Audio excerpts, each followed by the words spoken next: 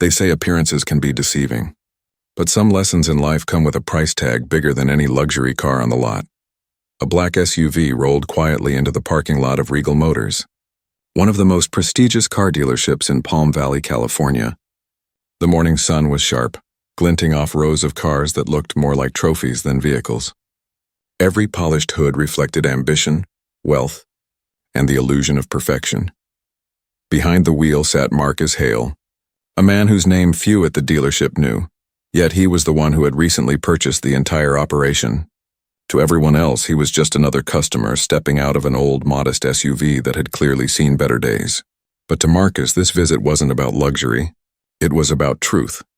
He pulled into an unmarked space near the far end of the lot, away from the main entrance where the high-end clients usually parked. As he stepped out, the heat hit him like a wave. He wore a simple navy hoodie, dark jeans, and sneakers that had clearly walked miles. No designer watch, no visible brand names, no sign of wealth. That was the point. Marcus wanted to see how his new employees treated people when there were no cameras. No formal introductions and no one to impress. He wanted to see what kind of culture he had really bought. As he walked toward the front doors, the large glass panels reflected him back. Casual, quiet, unassuming. Inside, he could see salespeople gathered near the front desk, their laughter blending with the soft music floating through the showroom. A few heads turned when he entered. The air inside was crisp and cool, heavy with the scent of new leather and freshly waxed cars. Conversations dipped as he stepped in. A few employees smiled out of obligation. Others glanced at his clothes, then at each other. The look in their eyes wasn't hostile, it was dismissive. Marcus felt it instantly. The silent kind of judgment that wraps itself in politeness. He had seen it before in boardrooms, in restaurants, even in neighborhoods that looked picture-perfect from the outside. Still, he kept his expression neutral, his tone calm. "Morning," he said softly, scanning the lineup of cars, sleek coupes, polished SUVs, sedans that could cost as much as a small house. Behind the front desk stood a woman in a fitted blazer and heels that clicked sharply against the tile floor. Her name tag read Linda, and the way she carried herself said she was the one who ran the place, or thought she did. Her smile was tight, professional, but her eyes revealed the kind of person who measured others in seconds. "Good morning," she greeted, her tone polite but cool. "Can I help you with something?" Marcus returned her smile. "Just looking around. I've heard good things about this place." Her gaze swept over him again, from his hoodie to his sneakers. Something shifted in her posture, confidence turning into quiet skepticism. "Well," she began, tapping her clipboard lightly, "we specialize in premium clients. Our vehicles are all top tier, so we usually work by appointment. Are you interested in a specific model?" Marcus nodded slightly. "Maybe something high-end? I'd like to see what you recommend." Linda's polite smile faltered, then returned just a little too quickly. "Our vehicles start in the six-figure range," she said. "We usually like to make sure potential buyers are pre-qualified before showing them our more exclusive options. It saves time for both sides." Marcus's eyebrow lifted ever so slightly. "Pre-qualified?" "Yes," she said firmly. "It's standard procedure." "Of course," he replied calmly, though inside, he could already feel the story unfolding. A young salesman walked by, gave Marcus a quick look, then whispered something to Linda before disappearing into one of the side offices. Linda's lips tightened into something that wasn't quite a smile anymore. "Perhaps I can suggest a few of our more accessible models," she added. The word accessible slipping out with the precision of a scalpel. Marcus's voice stayed even, but there was an edge beneath it now. "I'm curious," he said. "What makes you think those would suit me better?" For a second, Linda seemed caught off guard. Then she straightened her shoulders, her expression turning crisp. "Experience," she said. "I can usually tell who's ready for what." Marcus nodded slowly. "I see. Well, let's test that experience." He walked toward a nearby silver coupe, its surface gleaming like liquid metal. His reflection curved across the car's door as he leaned closer, admiring the craftsmanship. "That's a beautiful car," he said. Linda followed him, her heels echoing behind. "It is.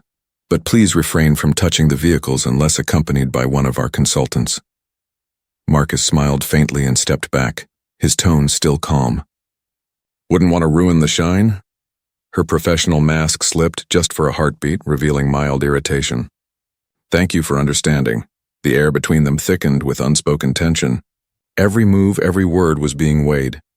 Marcus gestured toward the rest of the showroom. "So what would you recommend for someone like me?" The question landed like a quiet challenge. Linda blinked, hesitated, then forced another polite tone. "Well, if you're looking for practicality, I can recommend a few used models we keep in our secondary inventory. Affordable, reliable, great for everyday use." Marcus nodded slowly, his eyes never leaving hers. "Affordable, right?" He could see the other employees watching from across the room, pretending not to. Whispers carried just enough for him to catch fragments, words like "not our type" and "probably window shopping." But he stayed composed, hands in his pockets, every word deliberate. "That's quite an assumption," he said finally. Linda's cheeks flushed slightly, though she covered it with another thin smile. "I'm only trying to help. Not everyone who walks in here is ready for what we offer." Marcus's reply was calm, yet it carried weight. "And sometimes the person walking in offers more than you realize." For a brief moment, silence filled the space between them. Her smile wavered, but before she could respond, Marcus's phone buzzed in his pocket. He took it out, glanced at the screen, and said quietly, "Give me just a second." He stepped aside and spoke into the phone, his tone casual but confident. "Hey, it's me. I'm here at Regal Motors. Everything's fine. You can come in." He ended the call, pocketed the phone, and turned back to her with the same calm demeanor. "Someone's on their way. Maybe you'll want to stick around for this." Linda frowned, uncertain now. "Who's coming?" Marcus gave a faint, knowing smile. "You'll see." The energy in the showroom shifted again.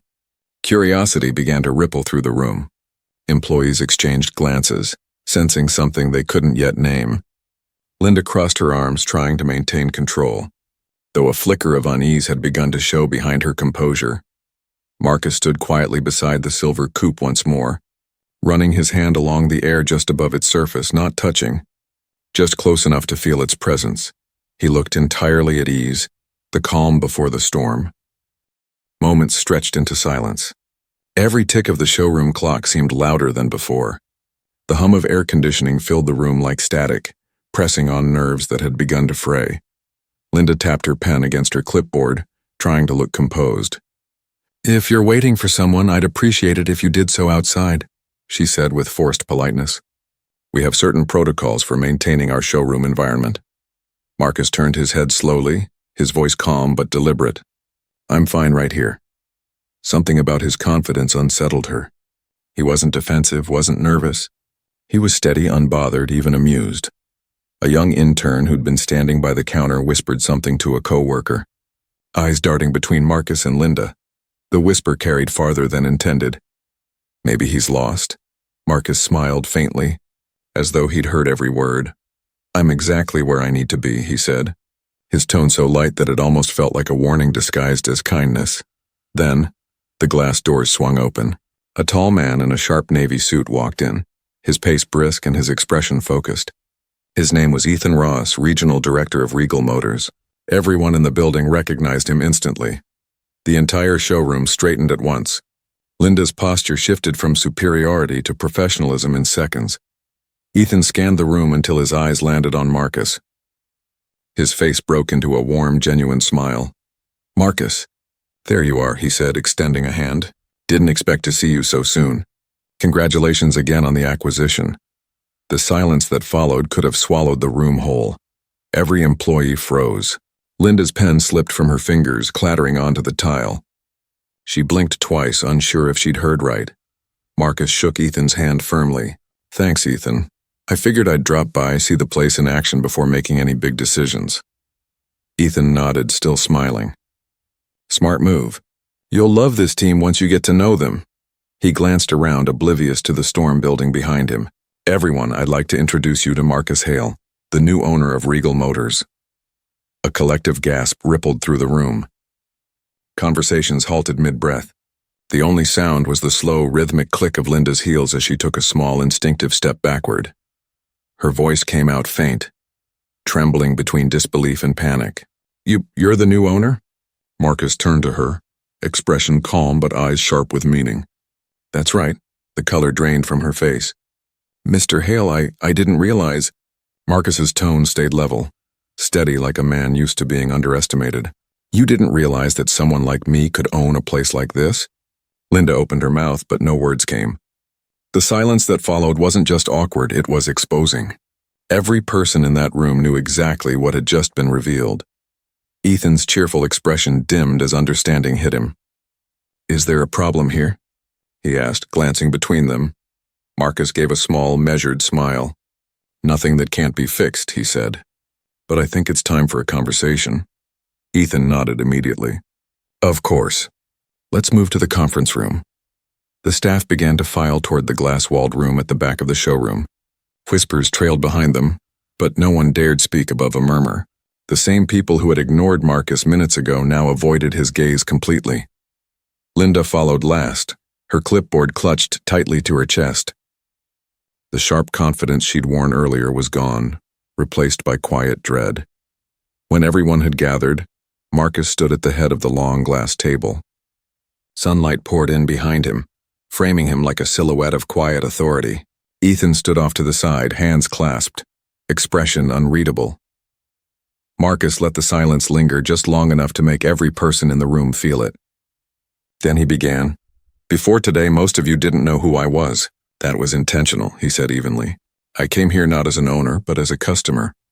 I wanted to see how this dealership operates when the title doesn't walk in first. A few people shifted in their seats. What I saw, he continued, was a place that sells incredible vehicles but still struggles with something much deeper, how it treats people. Linda looked down at her clipboard, eyes unfocused. I wasn't judged by my words, Marcus said quietly. I was judged by my clothes, by my car, by what someone assumed I could afford. And if that happens to me, imagine what happens to every other person who walks through those doors. A nervous voice spoke up from the back. It belonged to Ryan, a young salesman barely a year into the job. Mr. Hale, I don't think most of us mean to do that, he said. Sometimes people just don't seem like serious buyers and we're under pressure to focus on those who are. Marcus nodded. I understand the pressure. But that mindset doesn't build trust, it destroys it. You can sell a car today and lose a customer forever if they feel disrespected. That's not the business I plan to run. He paused, letting the words breathe. This dealership isn't just about horsepower or price tags. It's about people. The moment we forget that, we lose everything that makes us worth trusting. He looked directly at Linda then, not harshly, but with a weight that made her eyes drop again. Linda, he said softly, I want to give you the chance to speak. What do you think happened today? Her voice cracked as she replied, I misjudged you, sir. I shouldn't have assumed anything. Marcus studied her for a moment before responding. That's true, but this isn't about me. It's about the kind of experience we're giving to every customer who doesn't fit the picture we've built in our heads. Ethan exhaled quietly, his arms folding as he nodded. He's right. We've had complaints before, subtle things, but they add up. Marcus continued, his voice steady but carrying a sharper edge now. This isn't just a lesson in courtesy. It's a reminder that respect doesn't come with a price range. From today on, that will be the foundation of Regal Motors. He looked around the room, his gaze meeting each person's eyes one by one. Anyone who disagrees should speak now. Because I don't want to build a team that looks the part. I want one that lives the values we claim to have. No one spoke. The silence said more than any apology could. Marcus leaned forward slightly, his voice lowering to a firm but calm tone. Change isn't comfortable, but neither is standing still while the world moves on. From this moment, we're moving forward differently. He turned toward Ethan. Schedule staff training next week. I want everyone involved, top to bottom. No exceptions. Ethan nodded firmly. Consider it done. Marcus straightened, his expression softening just a touch. I don't hold grudges, he said. But I do believe in accountability. Mistakes can be forgiven. Patterns cannot. He let that sink in, then finally added, We're not just here to sell cars. We're here to earn trust, one customer at a time. The room was silent again, but this time it wasn't fear that filled the air. It was reflection. The meeting ended, but no one moved immediately. It was as if everyone needed a moment to process what had just unfolded. When they finally rose, Linda lingered behind. She walked up to Marcus slowly, her voice barely above a whisper. Mr. Hale, I truly am sorry. I let my assumptions guide me, and that was wrong. Marcus looked at her for a long moment. Thank you for saying that. What matters now is what you do next. She nodded quickly, sincerity trembling in her voice. I'll do better. I hope so, he said simply. Because everyone deserves better. As she turned to leave, Marcus looked out through the glass walls of the conference room. The sun had shifted, casting long shadows across the shining cars. He thought about how easily a smile could hide bias, how quickly judgment could surface under pressure. But he also thought about change. Real change. Slow, uncomfortable, but necessary. He walked back out into the showroom where a few employees had already returned to work. Their greetings were cautious but genuine this time.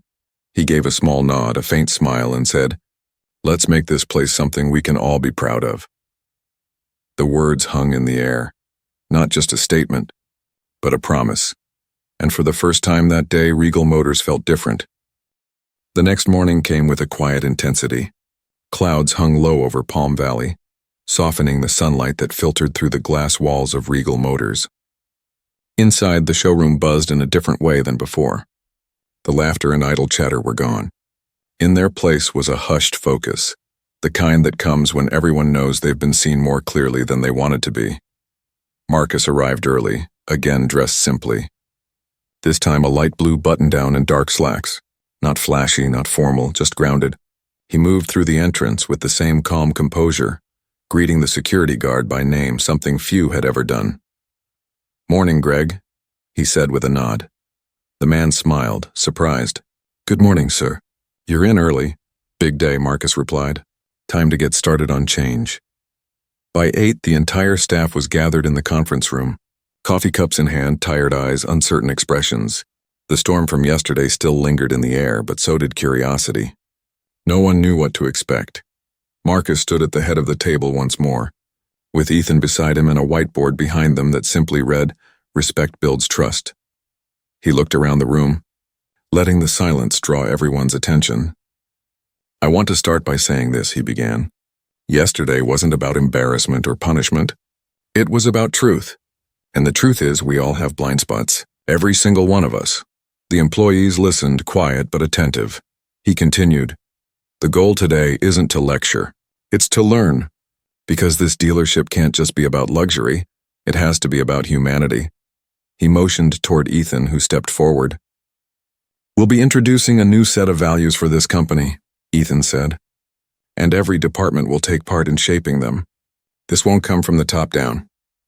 It will come from all of you." That surprised people. Heads lifted, whispers stirred. Marcus smiled slightly. "We're not building a place where people follow rules out of fear. We're building a place where respect is natural, real, automatic."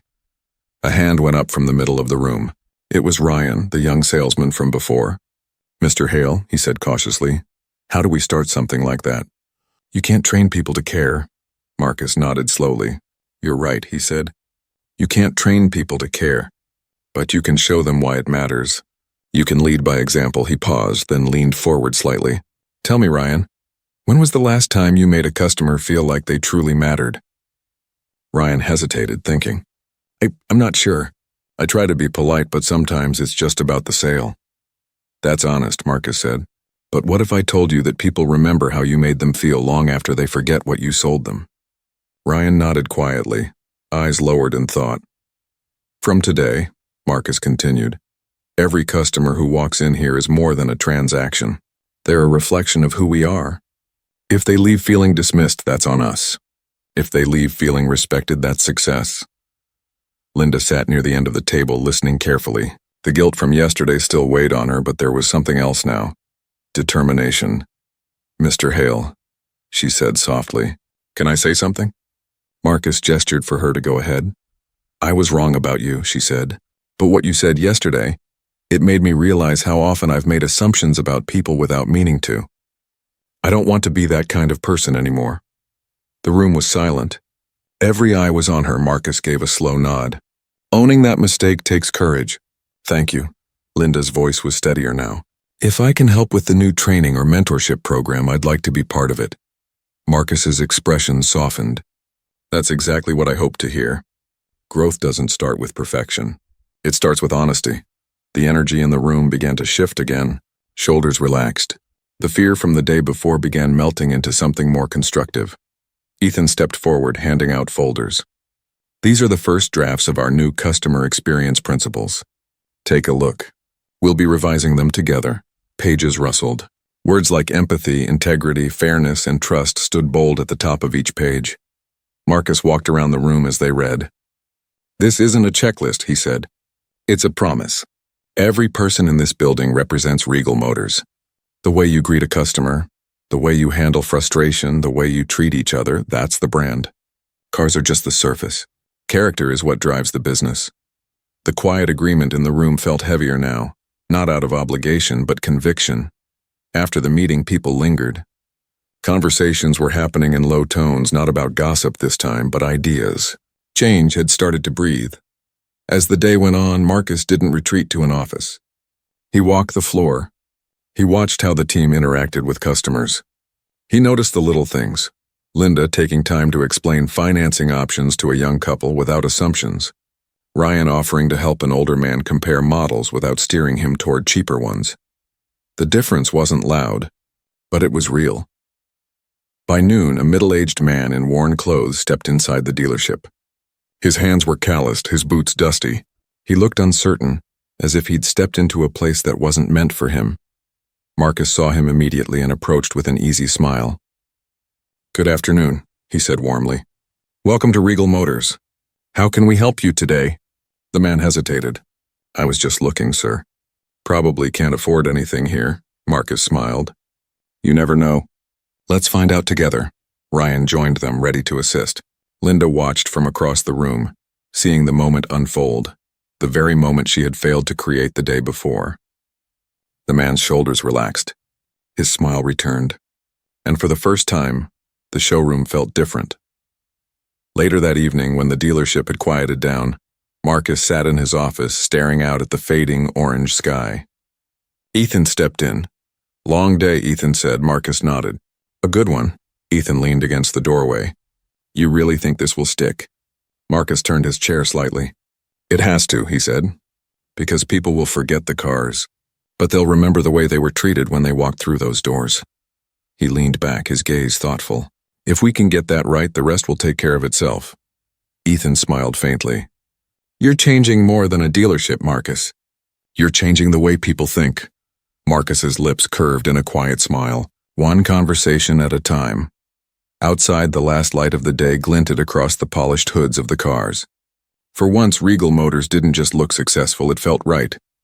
And as the night settled over Palm Valley, Marcus knew this was only the beginning of something far bigger than he had planned. The story of respect, change, and redemption had only just begun. A week passed, and Regal Motors was starting to feel alive again. The laughter that had once sounded shallow now carried a lighter tone. Customers noticed the difference too. Reviews began to trickle in. Words like welcoming, honest, and different appeared again and again. Marcus watched all of it quietly. Change, real change, didn't come from slogans. It came from repetition, from consistency.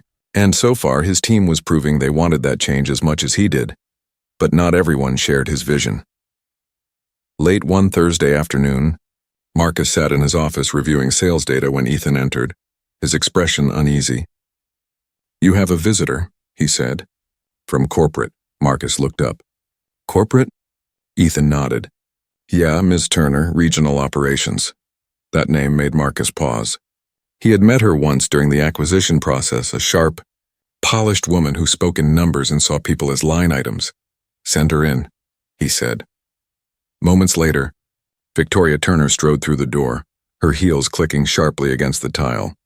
She carried an aura of command, her smile tight and measured. Mr. Hale, she said briskly.